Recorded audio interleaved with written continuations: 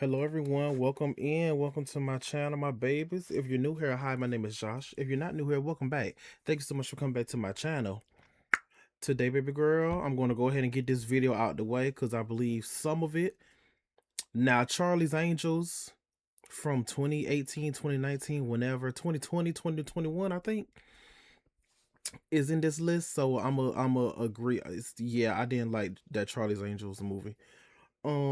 But yes, I'm gonna go ahead and get this out the way because I know some of this is gonna make me mad. Oh shit, bitch! This video only 7 minutes. The video only 7 minutes and 57 seconds. Okay, shit. Today, today we're going to be watching / I'm going to be reacting to every woke plot twist that made audiences walk out explained in 8 minutes. Let's be honest, did they actually walk out though? Then again, they probably did. They probably did. By Hollywood Body Count. By Hollywood Body Count. In December 2017, The Last Jedi was Alrighty, let's go ahead and dive on in and see what he got to say. I did watch this one now. I heard what they had to say about this one.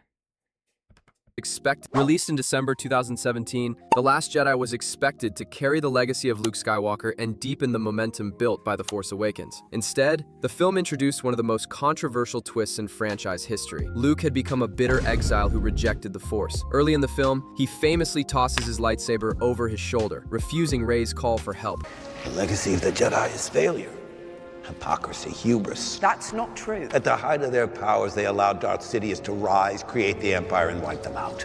In the climax, he doesn't even leave the island. He astral projects himself into battle and dies from exhaustion. The twist redefined the hero fans had waited 30 years to see again. Mark Hamill publicly disagreed with the direction, saying, "This is not the Luke I know." The backlash was swift. #NotMyLuke trended across platforms, and although the film grossed $1.3 billion, the next installment, The Rise of Skywalker 2019, saw a massive drop in revenue, over $700 million, highlighting how this twist fractured the fan base. Released in November 2000. Yeah, Rise of Skywalker I didn't like. I always thought Rise of Skywalker should have been a two-parter. Cause Rey was evil. Spoiler alert. Cause Rey was evil, but she was, if I remember correctly, she was pretending to be evil. She pretended as if she went to the dark side. And then we found out Rey's granddad is fucking Palpatine. Oh, crustaceous ass. Cause she had used force lightning. She thought she killed Chewbacca. She thought she killed Chewbacca on that ship and shit. She ended up using force lightning and shit. If I remember correctly, I think that came out around the time around the year Mandalorian season 2 came out, cause both of them, Baby Yoda, Grogu, and that movie Rise of Skywalker had force healing, and they used force teleport. I'm tired. They used force teleportation in the movie, which I like how they did that. Now the force healing, I don't think they used force teleportation in The Mandalorian, but yes, yeah, they use force healing. I think Kylo Ren, I think Ben did that to Rey to bring her back to life, cause she died, but she didn't like turn into a force ghost. But girl, whatever. Anywho, and Grogu did that for the black man. I forgot his name. The reading rainbow dude. Oh, I forgot his name. Yeah, that was him from reading Rainbow. So yeah. Boy, Lightyear, get Lightyear out of here. I like that movie. 2023, The Marvels was positioned as a major MCU crossover, uniting Captain Marvel, Ms. Marvel, and Monica Rambeau. Instead of building on deep character arcs, the film delivered a chaotic body-swapping plot and leaned heavily into identity-first storytelling. The final twist revealed Kamala Khan attempting to recruit Kate Bishop to form a new, all-female Young Avengers team, a setup that felt more like a streaming teaser than a satisfying conclusion. Did you think You're the only kid superhero in the world. I'm 23. Oh, I know. I've been reading up on you. Critics noted No tea, no shade. That's what I don't remember. I forgot that she did. Yeah, she did meet up with Kate Bishop at the end. I don't remember her saying anything about an all-female led superhero thing. I remember that part right there where she said she asked, "You think you're the only young Avenger out here?" So yeah, I automatically thought of Wiccan, Billy.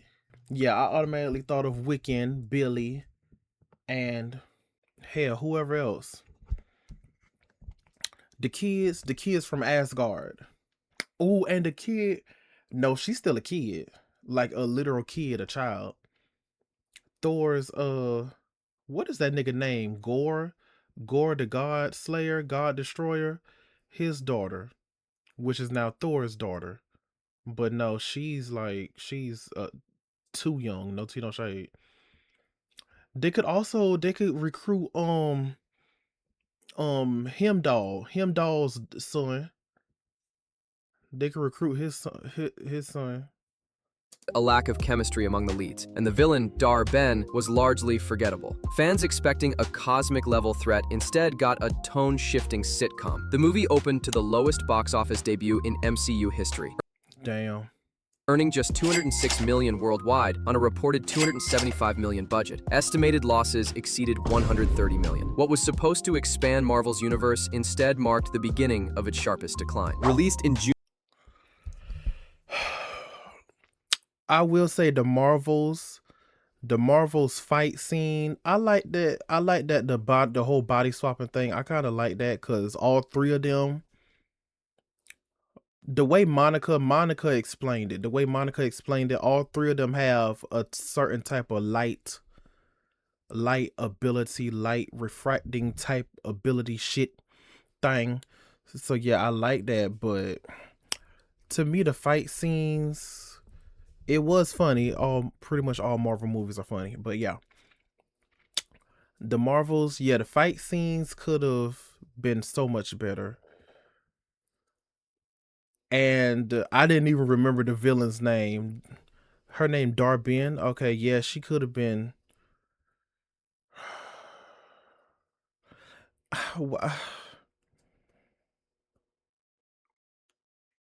I forgot she had in those contacts. I forgot her eyes was like that. I remember like she was just like, she looked like she was like, she looked like she was just tense. The villain, she looked like she was just tensed and shit.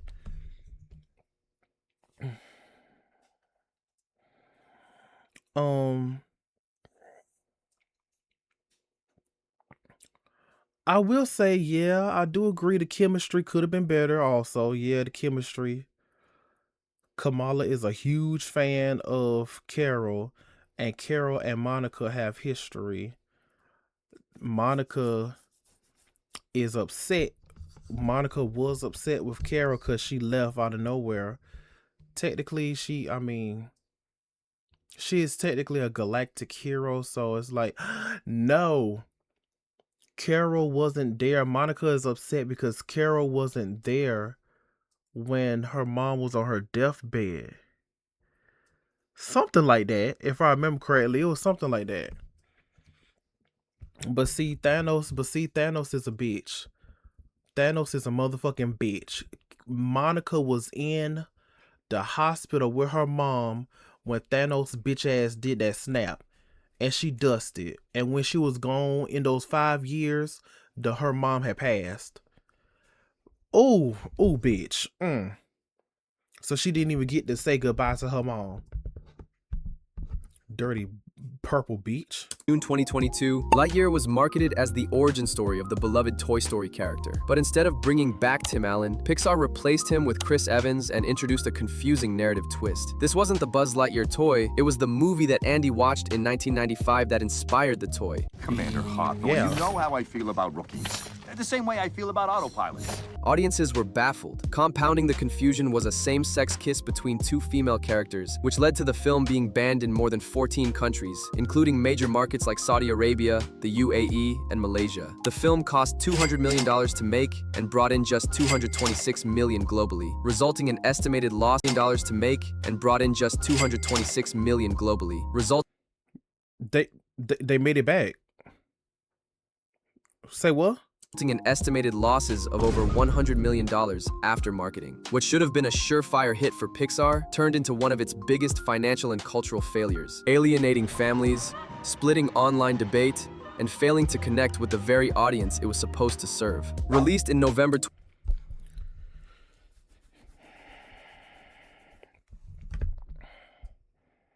No tea, no shade. Alienating families. They're bad because they had bad writing. Here. No, also after story style. Okay. She-Hulk was stupid. Start watching after like the second or third episode. Indiana Jones. Side chick character was super annoying. Lightyear has sucked terrible. Okay. Oh, period. Master Samwise. Okay, period. I will say She-Hulk. I kind of like She-Hulk. Actually, I did. I kind of liked She-Hulk, but they should have spent as much money on the but they said it won't get a season 2. From what I looked up, excuse me. From what I looked up, She-Hulk will not get a season 2 because they spent money on the budget. They didn't use it with the damn CGI. I know that because but okay, yeah, just. And I do remember the Lightyear movie. I like the Lightyear movie. Number 1, number 2. Damn, hold up. Girl, brain fart. Shit. The Lightyear movie, I will say, I remember some people being confused about it also, but it explained it. I just. And the whole same-sex kiss, y'all just homophobic, y'all. Shut the fuck up. And Snoop Dogg, ignorant ass, talked about that shit. Talked about he just wanted to come to the movie theaters to see a movie, man. And I remember him saying something about they pushed this on the kids because he took his granddaughter. I think he said granddaughter, his grandchild. I'll say grandchild to see the movie. And we just come to watch a movie. But you definitely wouldn't be saying that. You wouldn't say shit. You wouldn't say shit if it was motherfucking a woman and a man kissing. You wouldn't say shit because that shit is normalized. So Snoop Dogg, please. Carisha, please. 2022, Black Panther: Wakanda Forever was designed to honor the late Chadwick Boseman and continue the franchise without recasting T'Challa. The twist? T'Challa dies off screen from an unspecified illness in the opening scene. Creel, Yes, princess. it's my brother's heart rate. Your brother is with the ancestors. The rest of the film follows Shuri grappling with grief and taking on the Black Panther mantle. The final twist comes in a mid-credits reveal. T'Challa secretly had a son, Toussaint, raised in Haiti, now positioned as the true heir to Wakanda. While some praised the film's emotional weight, others criticized it for feeling like a transitional placeholder rather than a full narrative. Many longtime fans felt blindsided by the decision not to recast such an iconic character, with petitions circulating months before the release. The first Black Panther earned $1.3 billion worldwide. Wakanda Forever earned $859 million, a $450 million drop, despite an even larger marketing campaign and Marvel backing. The twists intended as legacy building instead sparked fatigue and disappointment. Released in December 2000. If you say so. From what I heard, Joe Budden and I understand, and I'm pretty sure a lot of other black people would agree with Joe Budden. Wakanda, when the final, spoiler alert, the final battle, like the Wakandans was getting killed, baby. They was getting killed. Left and right, bitch. But that goes to show Namor, it's either pronounced Namor or Namor, Might be Namor. Girl, shout out to Connie Rosie, girl, for saying that, because I wasn't sure. She was like Namor, and I was like, Namor? Oh, that probably is the right pronunciation. Because I've been saying Namor, child, with his fine ass. Anywho, but yes, Namor said, I have more people than Wakanda has blades of grass. And bitch, he wasn't lying. He wasn't motherfucking lying, bitch. He was not fucking lying. And I mean, that was a plot twist. That was a twist at the end that they had a son. But I mean, I don't know. How's that woke? I was thinking he was going to say it's woke because, maybe he did, but it's woke because Shuri, being a woman, she now wears the Black Panther mantle. The film's emotional weight, others criticized it for feeling like a transitional placeholder rather than a full narrative. Many longtime fans felt blindsided by the decision not to recast such an iconic character, with petitions circulating months before the release. The Black Panther has to be passed down from generation to generation. They just can't allow for some random person, no tea, no shade, some random person from Wakanda, from like, so and still it, because I talked about this in the Avengers Doomsday Wakandan and Fantastic Four trailer.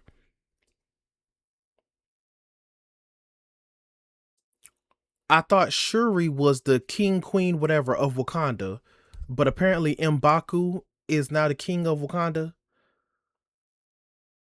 Is it because he's a man? Like, girl, whatever.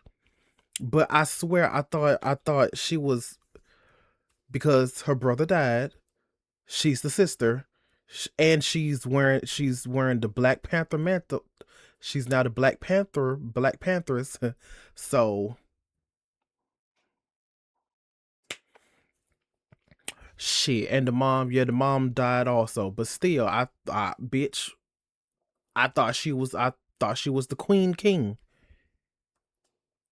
Black Panther earned $1.3 billion worldwide. Wakanda Forever earned $859 million, a $450 million drop, despite an even larger marketing campaign and Marvel backing. The twists intended as legacy building instead sparked fatigue and disappointment. Released in December 2021, The Matrix Resurrections was meant to revive the legendary sci-fi franchise after an 18-year gap. Instead of a traditional sequel, the film delivered a meta twist. Neo is reintroduced as Thomas Anderson, a game designer who's created a Matrix video game trilogy based on his suppressed memories. The film directly mocks Warner Brothers and the original trilogy, portraying the resurrection as forced IP recycling. The real shift happens in the final act. Trinity, not Neo, is revealed to be the One, able to fly and manipulate the Matrix, while Neo takes a back seat. We're not here to negotiate anything. We were on our way to remake your world.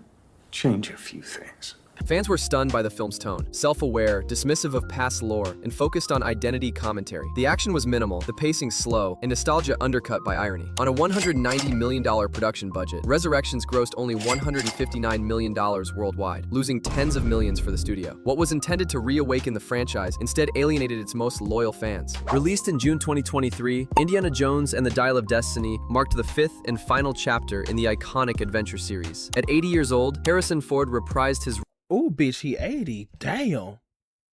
role as Indy, but No tea, no shade. Harrison, he still looks good. Bitch. much of the action and ultimately the conclusion was driven by a new character, Helena Shaw, played by Phoebe Waller-Bridge. The film's twist arrives in the final act, where time travels. Phoebe Waller-Bridge. I definitely heard that name before. She was in something else. I don't know if I seen it or not, but she was in something else. Sends the characters back to 212 BC during the Siege of Syracuse.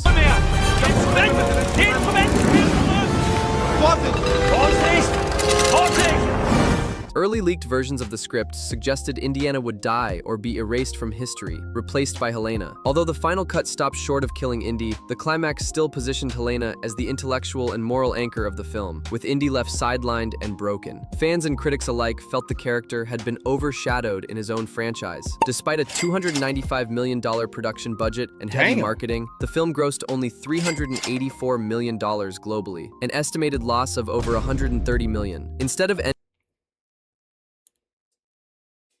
But that's still a lot of money. They still made it back.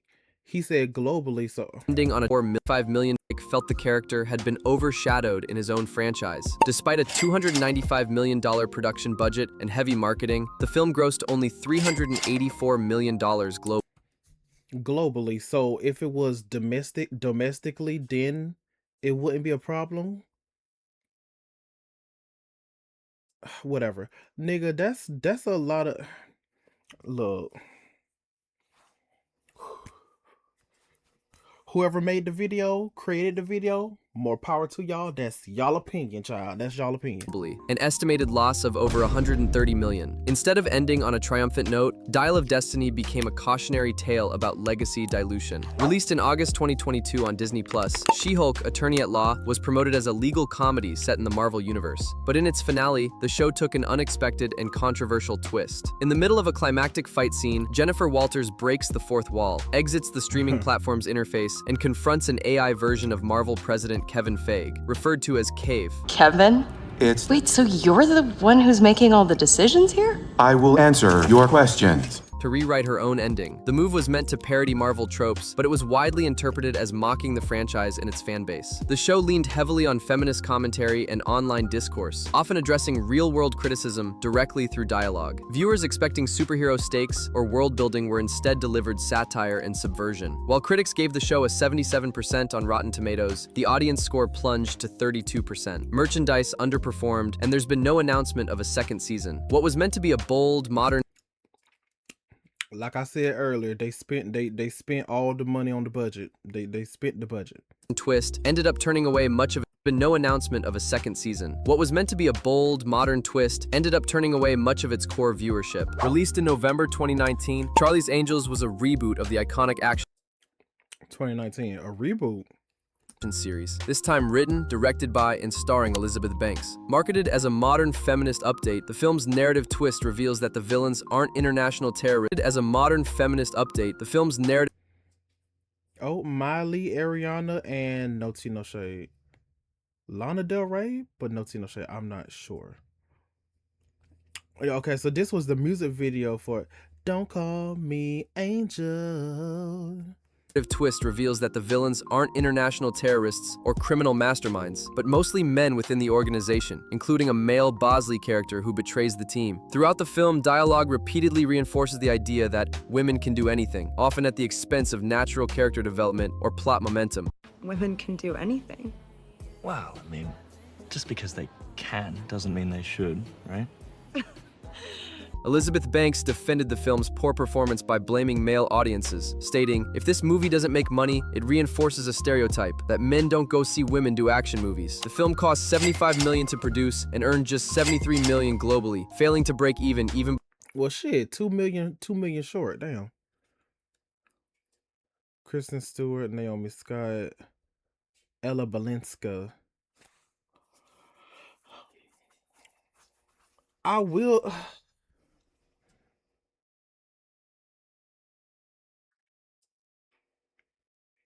Wokeness. Okay, okay. No Tea No Shade. I don't think I'll be reacting to Hollywood Body Count. I gotta remember that. No Tea No Shade. I gotta remember to not react to another one of their videos. At the same time, I'm gonna check and see. Like, I'm gonna check the titles of the videos and the thumbnails and shit. But yeah, No Tea No Shade. It's just. The whole thing is that it's too on the nose. It's too, like, y'all just out there with it. Like, for instance, X-Men Apocalypse. No. X-Men Dark Phoenix, whatever it's called. When Jennifer Lawrence it was just delivered so they should have did it differently. When Jennifer Lawrence said instead of X-Men, it should be called X-Women, like that right there, because she said, what did she say? She said it's mainly the women, I'm paraphrasing, it's mainly the women that do all the work in the X-Men. Some shit like that. Something happened. I forgot exactly what the fuck happened. She said instead of X-Men, it should be called X-Women. That's why she said that. However, they really could have just went about it like another way, because it's too on the nose.